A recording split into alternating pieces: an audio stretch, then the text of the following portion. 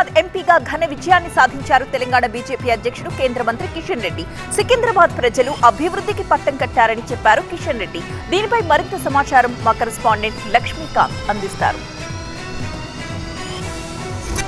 Secunderabad parliament segment నుంచి పోటీ చేసినటువంటి బీజేపీ రాష్ట్ర అధ్యక్షుడు కేంద్ర మంత్రి కిషన్ రెడ్డి విజయం సాధించారు. కిషన్ రెడ్డి గారు ఎలా చూస్తారు మీ విజయాన్ని? ఇది పూర్తిగా నరేంద్ర మోడీ గారి నాయకత్వంలో తెలంగాణలో భారతీయ జనతా పార్టీని తెలంగాణ ప్రజలు ఆశీర్వదించారు. అందులో భాగంగానే సికింద్రాబాద్ కాన్స్టిట్యున్సీలో కూడా మరి ప్రజలు రెండోసారి ఆశీర్వదించి గెలిపించడం జరిగింది. ముఖ్యంగా పార్టీ నాయకులు కానీ కార్యకర్తలు కానీ మరి తెలంగాణలో కానీ సికింద్రాబాద్ కాన్స్టిట్యున్సీలో కానీ ఒక సానుకూలమైన ధోరణిలో ఐక్యమత్యంతో కష్టపడి పనిచేశాము. స్వతంత్రంగా భారతీయ జనతా పార్టీ మొదటిసారి తెలంగాణలో 8 స్థానాలు గెలిపించి ఒక రికార్డు సృష్టించడం జరిగింది. ఐవీఎఫ్ ఒక అధునాతన సంతానోత్పత్తి చికిత్స. అనేక దంపతులకు తల్లిదండ్రులు కావాలనే వారి కలను నెరవేర్చుకోవడానికి సహాయపడుతుంది. ఈ రోజే ఓఎస్ఎస్ ఫర్టిలిటీని సందర్శించండి. కిషన్ రెడ్డి గారు, ఒకవైపు కాంగ్రెస్ పార్టీ అధికారంలో ఉంది రాష్ట్రంలో, మీరు చూసే సీట్లు అత్యధిక స్థానాల్లో గెలుపొందినారు. గతంలో కన్నా ఎక్కువ డబుల్ సాధించిన పరిస్థితి. విజయావకాశాలకి ప్రధాన కారణం అంటే ఇంకా మేము అనుకున్నటువంటి డబుల్ డిజిట్ రావాలనే ఆకాంక్ష మాకు ఉండింది. ఆ దిశలోనే ప్రయత్నం చేశాం.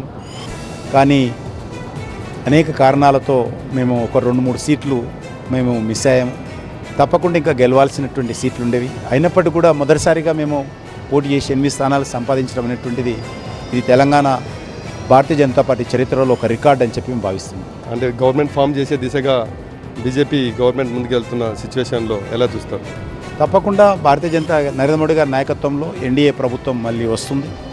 ఆ దిశలోనే రానున్న రోజుల్లో గత 10 సంవత్సరాలుగా ఏ రకమైతే దేశాన్ని అభివృద్ధి దిశలో నరేంద్ర మోడీ గారు తీసుకెళ్లారో అదే స్ఫూర్తితో ఇంకా మరింతగా ముందుకు తీసుకెళ్లేటువంటి ప్రయత్నం చేస్తాము. అనేక సంస్కరణలు తీసుకొచ్చేటువంటి ప్రయత్నం చేస్తాం. ఆ దిశలోనే కలిసికట్టుగా ముందుకెళ్తాం.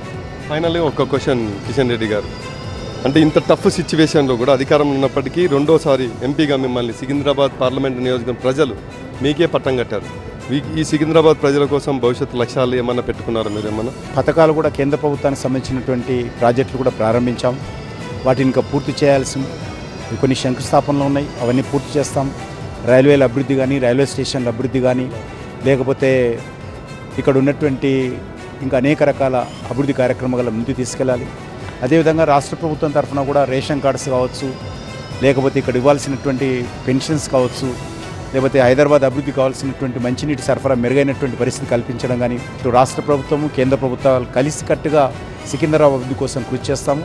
అన్నిటికంటే మించి నన్ను ఆశీర్వదించి గెలిపించినటువంటి ఓటర్స్ ఏ ఒక్కరోజు కూడా తల దించుకునే విధంగా ప్రవర్తించను. తల ఎత్తుకునే విధంగా నేను మాకు ఓటేసి ఆశీర్వదించినటువంటి ప్రజలను దృష్టి పెట్టుకొని పనిచేస్తానని చెప్పి భావిస్తాను. పలు అభివృద్ధి కార్యక్రమాలు చేసి ఆ మొత్తం కూడా ఆదర్శవంతంగా తీర్చిదిద్దుతామని ధీమా వ్యక్తం చేస్తున్నారు బీజేపీ రాష్ట్ర అధ్యక్షుడు, కొత్తగా సికింద్రాబాద్ పార్లమెంట్ మెంబర్గా ఎన్నికైనటువంటి కిషన్ రెడ్డి అంటున్నారు. కెమెరా పర్సన్ రామరెడ్డితో లక్ష్మీకాంత్, TV9 సికింద్రాబాద్.